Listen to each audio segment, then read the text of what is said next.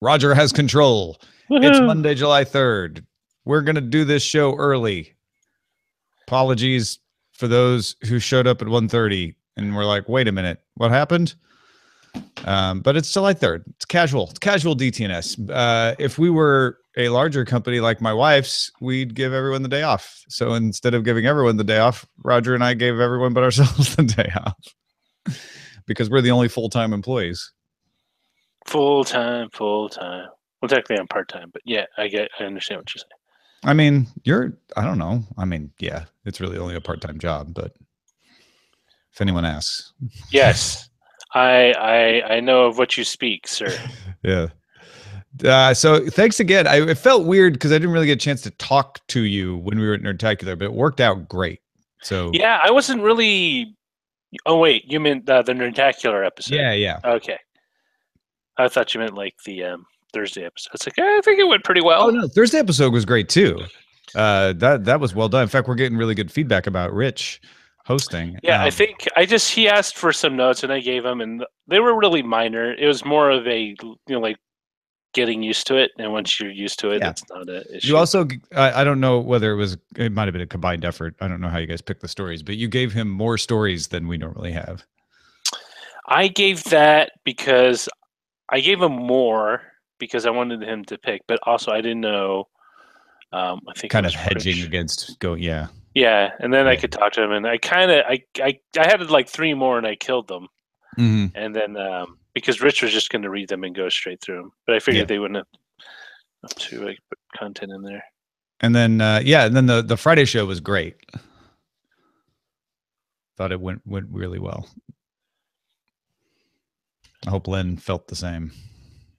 Yeah, no, it was pretty cool. I mean, the only thing is I only saw the side of your head and down to Justin, so I couldn't really get a sense of. Yeah, we didn't really do a video show, but I put a camera in case you wanted to see us doing that audio show.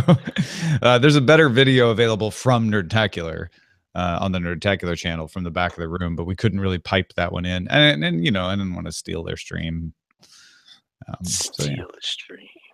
But BioCal was there, Dark Redeemer was there, Big Jim was there. We had like tons of people there. Sunbun was there. People in the audience. I don't have a fancy name. I just have Roger C. You Jolly Roger. Yeah, but that's not you're Roger C in the chat room, but you could be Jolly Roger in the chat room if you want. I could, but I thought people wouldn't figure it out, so I just put Roger C. Yeah. Wabbit Magic says, and we saw you levelating. Yeah. Everyone, I saw all the behind the curtain stuff. It's like when you go to a restaurant and see how they actually make all your food. That was actually an unintended side effect. Once I realized that was going to happen, I'm like, well, maybe people will be interested in this. And I did have a few people come up and ask me questions about how it was done and all of that. So, all right, you ready to do this? Yes. Let's. My door's closed. Do it. Unexpected intrusions. All right. 3, 2. Quality content thrives through the support of those who benefit from its creation. If you gain value from the Daily Tech News Show, consider joining others like me who provide support. Learn how to help at dailytechnewsshow.com/support. This is the Daily Tech News for Monday, July 3rd, 2017. I'm Tom Merritt. It is a holiday for many in the United States because we have our Independence Day holiday tomorrow. So a lot of folks just got Monday off too. So we gave all the contractors, all the contributors the day off, and it's just me and our producer, Roger Chang, today for a somewhat more casual Daily Tech News show. Yes, a little less rigorous, or no, I shouldn't say rigorous, a little less relaxed is nice. Is a and where were you going with that? I was trying to think of a synonym. You're like a little less uptight, a little. I was thinking. I literally went through 20 words. It's like all those words don't really sound too nice. So just go with relaxed. Well, Roger and I are going to talk about a new buzzword. I like to do that from time to time on DTNS, just kind of introduce folks to something you may start hearing about. You may not have heard about it yet. You may have heard a little bit about it, called the ICO, the initial coin offering versus an IPO. It involves cryptocurrency. It involves blockchain. Now I'm thinking about it, Roger. We should have done this when Scott Johnson was here. Probably. But let's start with a few tech things you should know. Amazon has finished its $580 million acquisition of Souq.com, SOUQ.com. It's an Amazon for the Middle East, essentially. And customers can now log on to Souq.com using their Amazon ID. Amazon is planning to integrate more products and services as time goes by. This is very interesting because, typically the markets that have been tapped are ones with, I think people consider to have a large middle class base. North America, Europe or Western Europe, East Asia. But the Middle East is a huge market. And I'm wondering if this is also going to benefit Amazon in the future, because then you'll have not just business ties with other businesses in the region, but you also have a cultural understanding of how business is done in that part of the world. Liza Lin at the Wall Street Journal reports that Alibaba plans to introduce a smart speaker with a personal assistant for the Chinese market. The device will let you place orders on Alibaba companies like Taobao, Tmall. They are Amazon and eBay type companies themselves. This looks good. If I wanted to, I'm wondering if when they start adding restaurants, that's going to be even better. Oh, yeah. So because delivery. Yes. Yeah. That's. I mean, I would like them to start doing that here with the Amazon Echo myself. Indonesia announced per kilometer price caps and price floors, which is sometimes a bigger deal, for ride-hailing services to bring fares closer to taxis. You're not allowed to drop your price too far below what the taxis charge. All cars driving for ride-hailing services must now also be licensed to a commercial entity as well, which is another hoop to jump through if you want to become a driver for Uber or any of those kinds of services. It looks like another step in kind of the regulation of that ride sharing or ride hailing business, at least in certain parts of the world. It's making it more difficult. I don't know that it's a step so much as just Indonesia is allowing it, but being a lot stricter than some other places.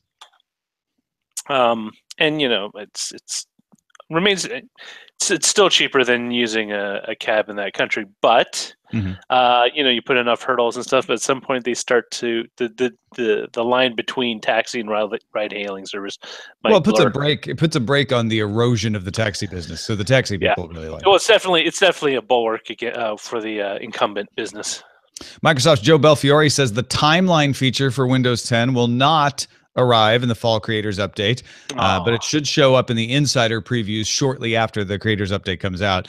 If you don't remember, timeline's the one that lets you switch between multiple devices if you're using qualifying apps. That have to be Windows Universal apps, but you can stop Office on one device, pick it up on another exactly where you left off. That involves Android and iOS as well as Microsoft. Microsoft also pushing reminders to all users of Windows 10 older than the April creators update to update now before they get too far behind. Yes, you want those patches. I want Timeline to work with a wide range of apps, but it remains to be seen if they're going to initially just be Microsoft products like Office. I don't know. It'll be interesting to see when they finally bring it to the preview update how many apps are working for it. Obviously, it's early days in any case. UK's Information Commissioner's Office has ruled that Deepmind and the Royal Free London NHS Trust failed to comply with data protection law. The trust granted Deepmind access to 1.6 million patient records across 3 hospitals without patient knowledge in order to test a kidney monitoring app called Streams that alerts doctors when a patient's condition deteriorates. Now, you are allowed to use patient information with certain safeguards without informing the patient if you're providing direct treatment. And that's what Deepmind and the the London NHS Trust said they were doing. They said, we are providing direct treatment with this kidney app. UK's Information Commissioner's Office said, no, we don't think it's direct treatment. You were testing an app, and in that case, you have to inform patients that you're doing it.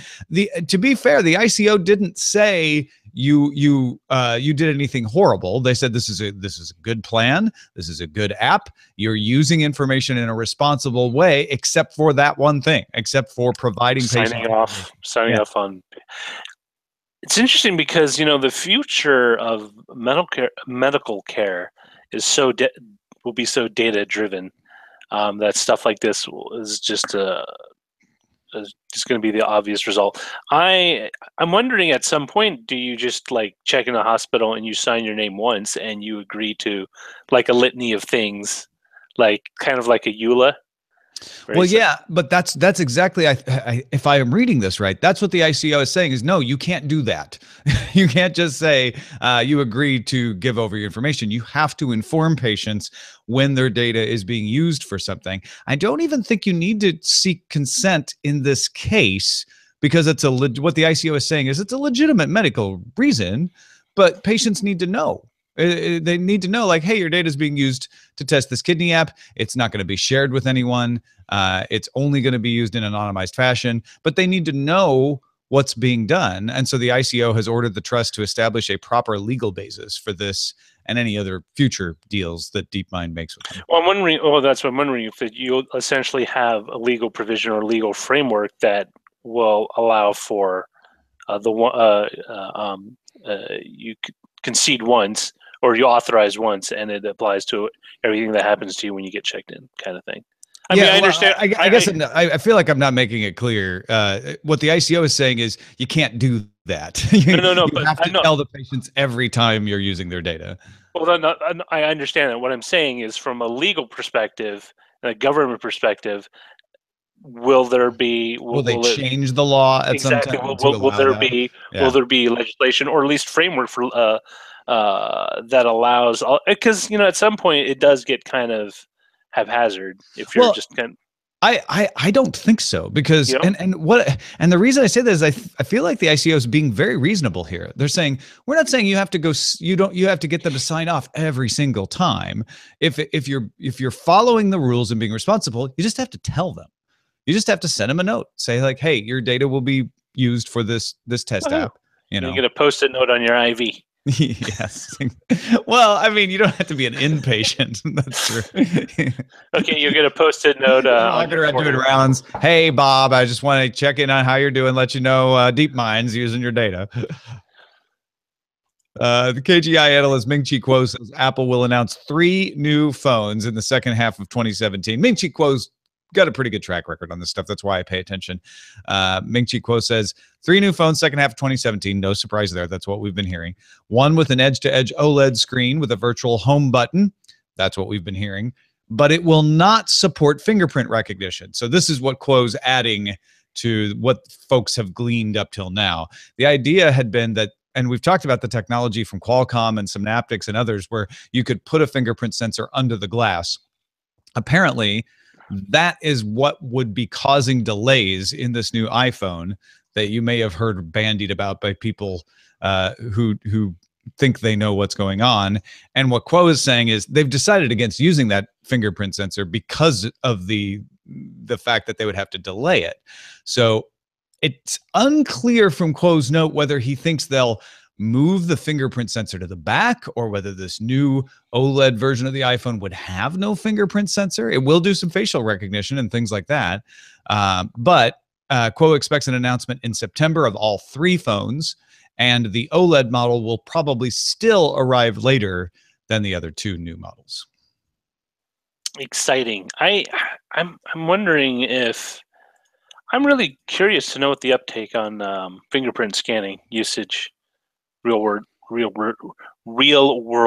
fingerprint scanning usage. It's huge on the Galaxy and iPhones. It's huge. People, it's pretty much almost everybody that uses it, unless you mean beyond just unlocking the phone.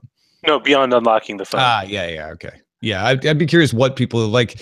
We talk a lot about payments, but there are other things you can be using that for. Password managers can use it, things like that. That would be interesting to know how pervasive it is outside of unlocking your phone and payments. What else are people using it for? I would, because it'd be great to be able to sign for stuff that way. Just fingerprint it, and you get a digital signature. You mean like when like a delivery comes to your house? Yeah, anything where there's delivery, or in lieu of a PIN code when you're at a point of sale and you're using a chip card. Something where that's Apple Pay and Samsung Pay. I mean, those are, and Android Pay. I mean, that exists right now. You can sign for things that way, but other signing things is intriguing. Yeah. especially if it needs a notary or something, and you have legal documents, and you don't want to sign. What if sign here? What if that becomes one of those things like album or did you tape that, where it has totally disconnected from the reality of the situation? Sign here means. Well, that was interesting. Sign here means put your thumbprint. Yeah, no, because I'm just thinking, like, if you think about it, signing for things is just a legacy of what we were doing 300 years ago. Yeah, 200 years ago. So it'd be kind of cool to be able to do that. And in some cases, I mean, I hope so. It'd be harder to forge, at least on legalese documents. If you're listening to the audio show, one of my LED strips just decided to release itself from its attachment to the fireplace. So we'll be fixing that later, but that's what that sound was. Bloomberg reports that sources say Microsoft is planning to reorganize its sales force around selling cloud services. This is a big change. I knew it. That they're pushing. That's what they're going to make. They're going to squeeze money from. They are, well, and that is no secret. Satya Nadella has been saying, yes, cloud is our future, but this is the biggest move to back that up in forever. I mean, saying, having Microsoft say to their salespeople, like, no, don't push Windows in Office, push Azure. That's huge. I mean, salespeople are the ones that, get the check signed. Yeah. Right? And okay, before you get pedantic and send me the email saying, well, they're not telling them not to sell Office. Of course they're telling them to sell Office, but what they're saying is prioritize Office 360, prioritize Azure, prioritize selling the cloud versions of services. The reorganization is expected to result in layoffs. This report backs up an earlier report from the Puget Sound Business Journal. I'm curious to know how if this plays into Microsoft's plans for the Xbox Live ecosystem, because I mean there's a subtle shift into that direction of at least online services, because I mean, to be honest, selling a game on a disc only gets you so far, and if you can really sell them on a service that you link them to for, like, the lifespan of their the console or whatever, that's huge. Yeah, that's certainly part of this as well. Tesla CEO Elon Musk announced the first production model of the Model 3 sedan should arrive July 7th. Now, that doesn't mean anybody drives off the lot with it. The company plans to deliver the first 30 Model 3s at a handover party on July 28th. But it doesn't mean that they'll be done with the first one. It'll roll off the production line. Musk announced Tesla expects to be producing 100 cars in August, 1,500 in September, and be up to 20,000 a month by December.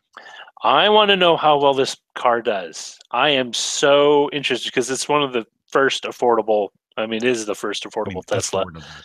Yeah, well, yeah. I mean, it's quote unquote affordable because it's. My wife's Audi was cheaper than the Model 3, but yes, it's not 100. It's not a 6-figure car. Yes. Yeah. It's below 50,000. It's 30,000. I mean, part of it is my desire to see not just Tesla but other companies get into this space to kind of reduce the price even further as you get larger and larger volumes out there, and hopefully also build up a network of charging stations that's universal. Like, it isn't just tied like a Tesla. You have to drive a Tesla to charge from it. Yeah, kind of thing. Televisa-owned Cablevision has sued Roku because users were hacking it to watch pirated TV. Roku says it's not enabling the channels distributing pirated content on its platform, and it's taking them down when found. But the judge has said, till you fix this, Rokus cannot be sold in Mexico. Now, that doesn't mean if a Roku's on the shelf at a store in Mexico that you can't still buy it. It means Roku can't ship anymore into stores. However, the problem is that anybody can add a test channel, which is available on Rokus to people if you give them a direct link, but there is no Roku channel store access to it. So what Roku's saying is, look, we don't put these in the store. We just put these things, we just have a test channel available, and people are misusing our test channel. And the court's saying, well, then fine. If you're misusing the test channel, if people are misusing your test channel, you need to lock your test channel down more. Yeah, I mean, I didn't realize that was as much of an issue as this article kind of illuminated me to. It's really interesting. I mean, I guess you go after Roku, but I mean, all digital platforms at some point will allow you to do something on that level, and I guess, I mean, who do you go after? The guy that runs a Reddit thread, subreddit thread, says buy these for me and use Bitcoin, or and what Roku plans to fight this decision. Essentially, what Roku's saying is, this is not a responsibility. You tell us this is happening, we'll stop it. But to have test channels, you need to have the ability for somebody to put something on our servers and send someone a link to install it, so you can make sure it works. And we don't know how much more we can really tighten that system down. But what people are doing, like you said, is using that test channel to say, okay, I'm going to create this app that has pirated signals, and I'm going to sell links to it. I'm going to tell people, give me some money and I'll give you the link to this channel and you can get this pirated stuff. And, they don't care if that app gets squashed later, because they're pirates. And so they just move on and sell it to the next person. It's a conundrum. It's very much like Cody in a way. Well, I would hesitate to say that, because there are people who defend Cody out there very rightly, saying, no, that's not like Cody. But I get what you mean, is that Cody says, look, we're just providing software. And if it's misused, that's not our fault. We just created software that can be used for good or ill. And yeah, Roku's kind of using that same defense, saying, look, we're creating a test system here, right? Yeah, I mean, Roku does have the one singular difference that it also has a physical device that it's hawking. I mean, I get both sides of this. I get the court saying, look, tighten up your test channel. This doesn't happen. I mean, there's test flight on iOS. There's test APKs for Android. There's lots of places where people don't have this problem. You seem to be turning a blind eye to something and not doing more. But it is the classic case, the classic struggle these days of your algorithm doesn't stop it. And so we need you to take more personal responsibility in a scale where it's not easy to just have, there's plenty of these apps coming in for test all the day. You have to spend a lot of money to hire people to monitor them. Now, that said, if we're all worried about jobs going away, hiring people to monitor these kinds of things may be a viable way to go. Possibly. I mean, I see like a group of rows of people in a giant room, constantly look at streams, click, click, click. Yeah. Click. It's the people who lost their jobs to automation, machine learning bots will be sitting there, doing the things that humans are still good at, which is judging whether something is legitimate or not. Just judging. That's what people are good at, judging. Hey, folks, if you want to get all the tech headlines each day in about 5 minutes, subscribe to dailytechheadlines.com. All right, well, so let's talk about what an ICO is. ICO stands for Initial Coin Offering. Now, we're not going to give you the in-depth analysis of how to conduct an ICO or whether it's a good investment. Just want to familiarize you with a term that you may not be familiar with, or maybe you've heard it in passing and are wondering what the heck it is. There's a great article exploring all of the ins and outs of ICO at fxempire.com. And we'll have that link in our show notes if you want to find out more. But essentially, it's a system for funding that's different from issuing public stock, and it's different from crowdfunding, because what you're doing is saying, either I'm going to issue you a coin that you can use in the new economy that I'm creating. So a lot of these startups that are doing ICO funding are financial tech, they're fintech startups, or it could be a token where you're saying, look, you'll participate in this company or this company's project in some way. Sometimes it involves ownership. Sometimes it involves voting rights. Some of these are what you call decentralized autonomous organizations, where if you buy in with a token that's part of this blockchain and cryptocurrency-like system, that you'll get to vote on what the company should be doing, replacing some of the things that a CEO would do. And it's direct participation of the board, so to speak, in the running of the company. But the biggest attraction to it, Roger, is that if you do an ICO, you just have to create a blockchain. You have to create your token or your coin. And when I say just, I understand that that's not just a turnkey operation. But once you do that, that's it. You don't have to go get regulatory approval. You don't have to go file a bunch of complicated tax forms. And so it's attractive to a lot of startups because it's a whole lot easier on the paperwork side.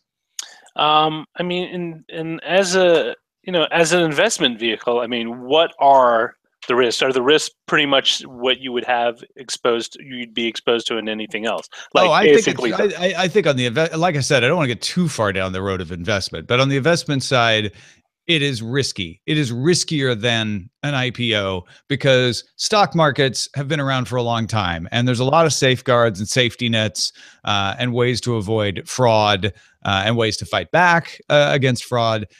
So in an IPO, your only risk is, will this company do well or not? With an ICO, you're risking a lot more because there's one underwriter there might be more than one now, but the first underwriter just went online in April, first Bitcoin Capital. So there's not a lot of insurance. And there's scammers out there. There are scammers pretending to do ICOs just so they can take your money, and they're never going to have a corporation. There is a company, or at least a website called ICOrating.com that attempts to identify scams and alert you to them, and also even judge like companies who are legitimate, who aren't scams, but how stable is this? How risky is this? But again, that's not comprehensive, and that's brand new as well. And I mean, what are the current cryptocurrencies that, I mean, is it just all? Well, each one issues their own, right? So Ethereum is the most famous, where Ethereum said, we're going to create Ether, and if you buy Ether, you get a certain amount of voting rights over what Ethereum does as a company. Now, they had a huge hacking problem. They had to reissue their currency. So, there's growing pains going on. But the idea with all of these is we're not necessarily issuing you other Bitcoins. We're creating our own blockchain with our own cryptocurrency, which may not even be a currency in some cases. It may just be for tracking voting rights and influence based on how much you've invested. But you buy these, and that gives you influence over the company. Or in some cases, you're creating a new system, and when you buy in early, you get more of the currency that's being used in the system. An interesting one that I found was the Golem project. The company's goal is to build a P2P global computer network. So kind of sidestepping around the way the internet works right now.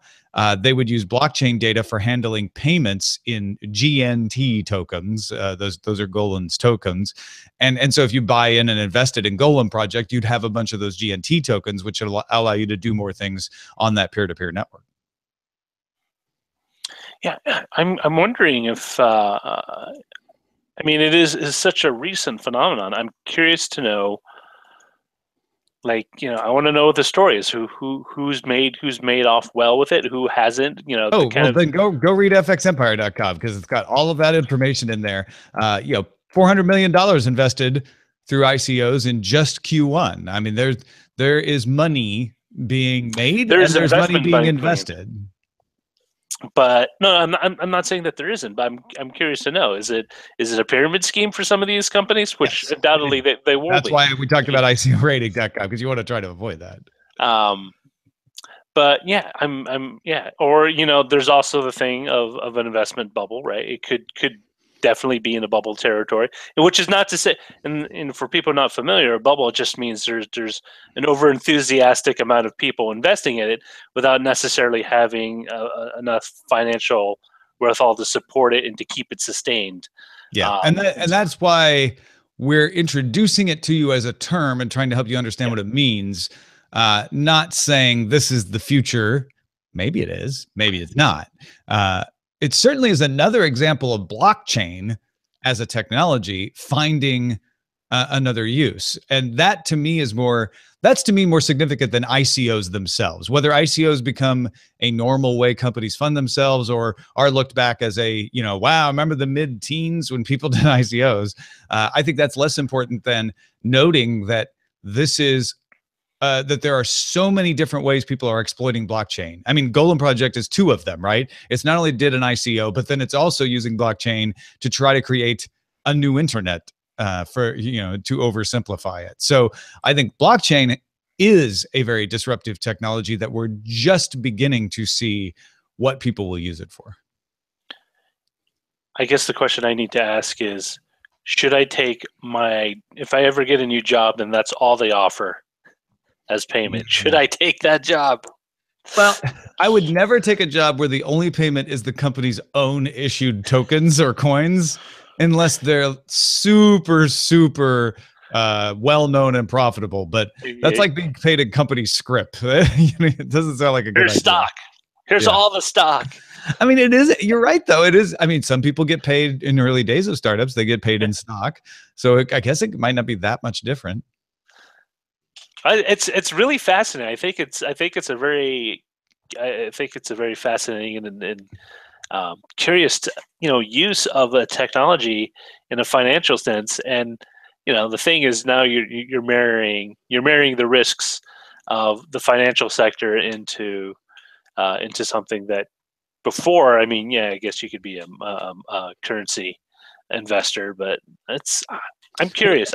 And also, this is going to, if this does end up continuing to be successful as a way to fund, there's going to be regulation on it. There's no way around it. I mean, we've already seen Bitcoin being recognized as a currency or Bitcoin being declared a commodity as governments try to wrap their head around how to regulate Bitcoin, because Bitcoin has become something where it is materially impacting how economies work in small ways, maybe, but still enough to get the government to pay attention.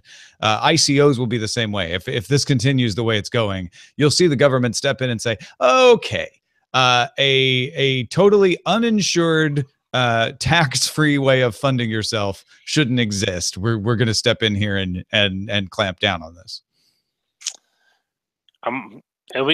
It's interesting. I think once I see it like at the level where the World Bank and the IMF and IMF ICOs bears, oh my. Or even an IRS, even IRS. Domestic, well, I guess not IRS, an SEC.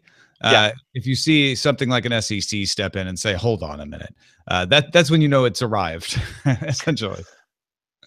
Hey, thanks to everybody who participates in our subreddit. You can submit stories and vote on them at dailytechnewsshow.reddit.com. A couple messages before we get out of here.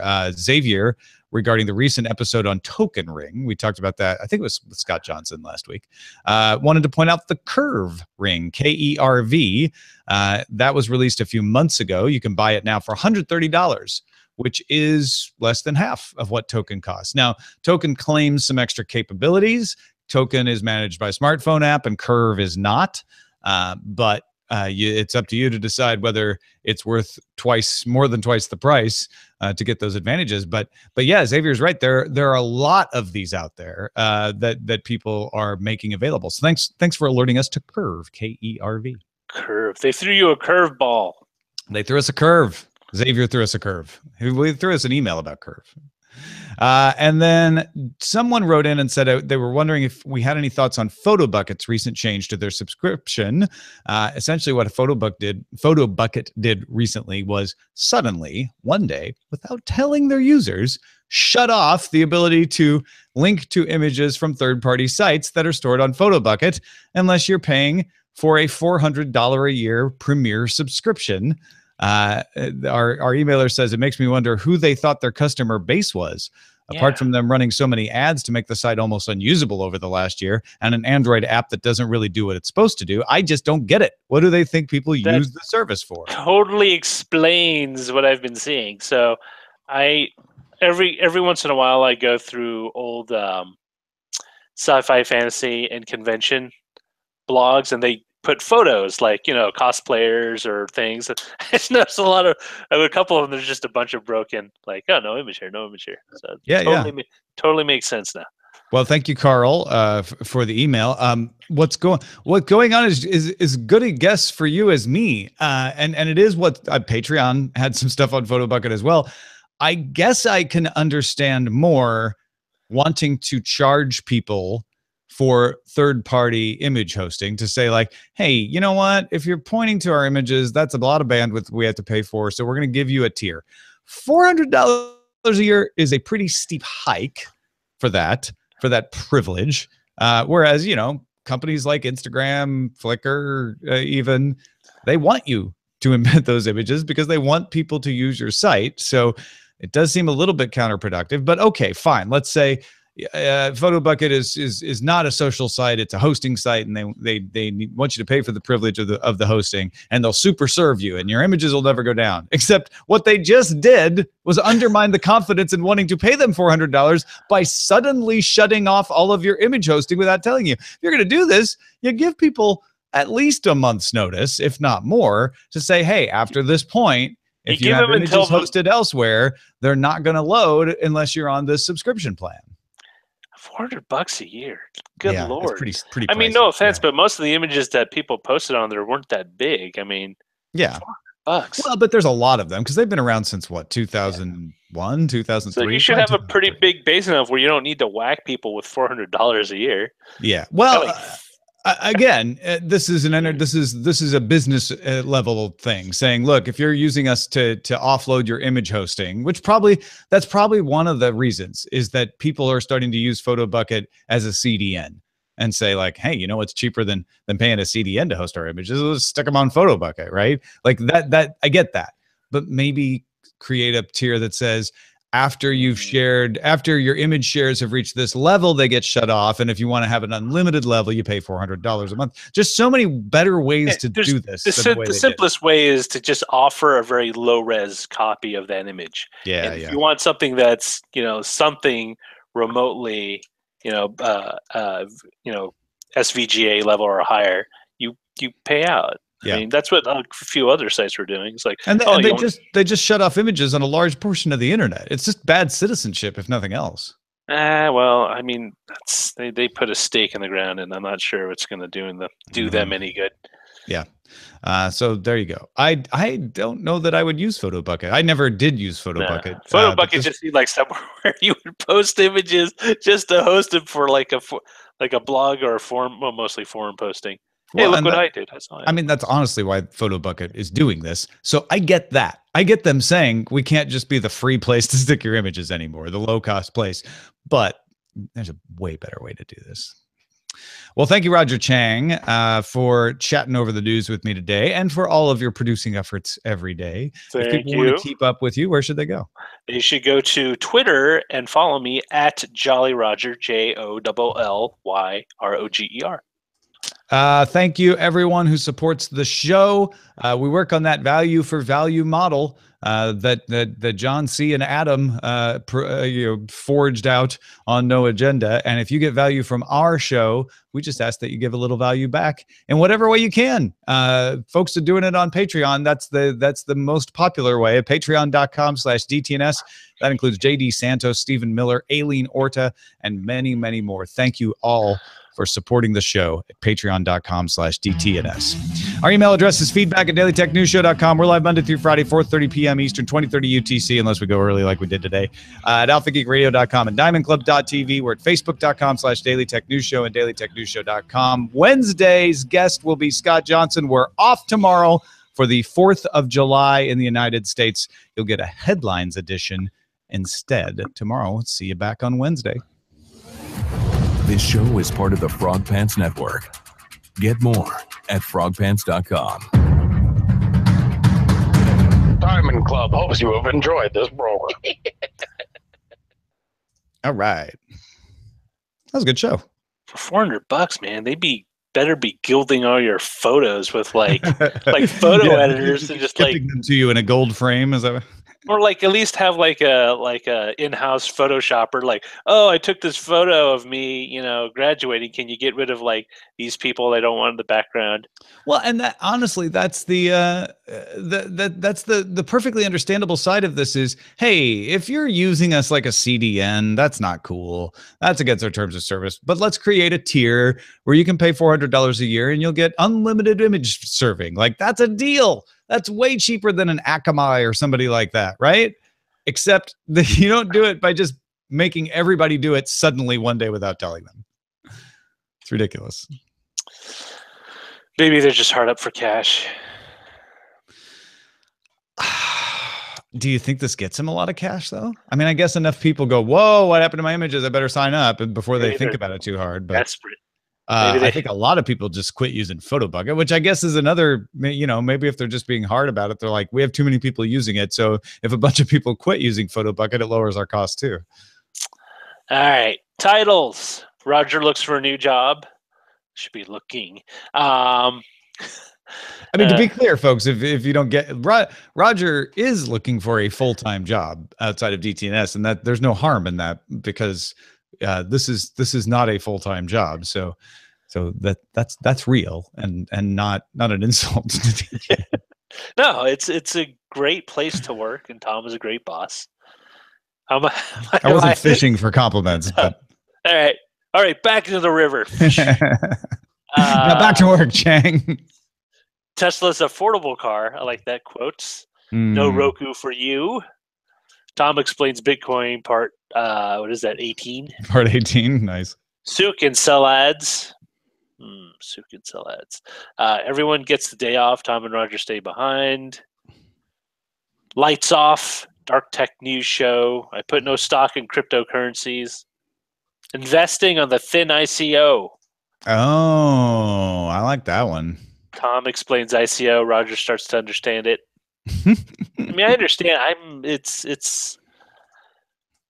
like any currency. You have to have faith in it. It's really what. Well, some of them aren't currencies. That's where it gets tricky, right? It's like some of them are just tokens that can be used for maybe voting rights. Like it's still pretty hard to wrap your head around. That's why I didn't want to get too much into the weeds. I know, but my immediate reaction is where's the benefit? Where's the payoff if you get that voting right? Where do you see a return on? Well, because first of all, you get to have an effect on the company, which is you can say instead of using shareholder pressure, you can use direct action. And second of all, if the company value goes up and up and up, and those coin values or those token values go up and up and up, then you can cash out with a nice little tidy sum. So while not be a de facto currency, would act like a currency at that point. Some are, right? Some are de facto currencies, but they all have to have some kind of value, right? I mean, it's the same as investing in a collectible or buying shares in a company is not money, right? But it is something that has value. Kick the photo bucket, drop in the photo bucket. Buy your photos, kick the bucket. Kicking the buckets. Tales from the crypto. ICO. ICO. It's everywhere. No Roku for you. Javier throws a curveball. Tom and Roger are confused. Investing on the thin ICO is pretty good. You like that? Okay, that's what I was about to say too. Let's do that. It's also number 5. So number 5? Or 5 votes. Right? No? It's what? It's 5 votes. It's the top vote. Oh, it has 5 votes. I thought you were saying it was number 5. Oh, no, I did say number 5. I meant to say it had 5 votes. Gotcha. Number 5? Number 5. Go drink my grass jelly beverage. I bought it. Oh, I love grass jelly. Do you? It has absolutely no flavor. Yeah, but I buy it because I like the sensation. Jellies. Jellies. Yeah.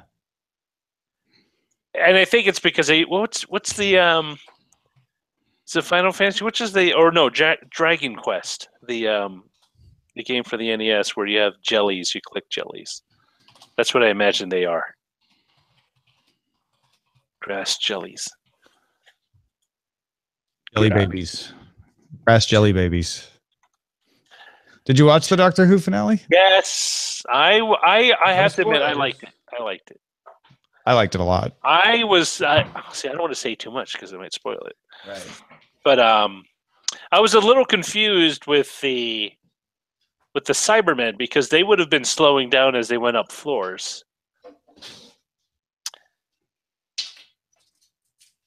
I think it's the lack of humidity that caused this to fall.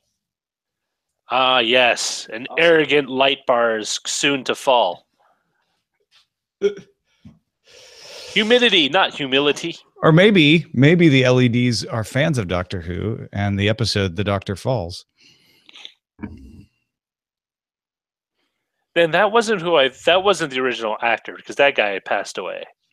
What? You talking about the end? Yeah. No, he's long gone. Yeah, that's what I figured. I was trying to figure out if they just got someone who looked like him or they tried to CG over the old guys. No, if I say this next thing, it's a spoiler. But that person has been cast in that role before. Got it. Dark Redeemer says, I like how Ace Detect mimicked fixing his green screen. It's good effect, huh? You spent a lot of money on that visual effect to have an image of himself walk back there and tape something. You know, I can get jelly babies at my grocery store here in LA. It did it. Let me see. Are there any in my area?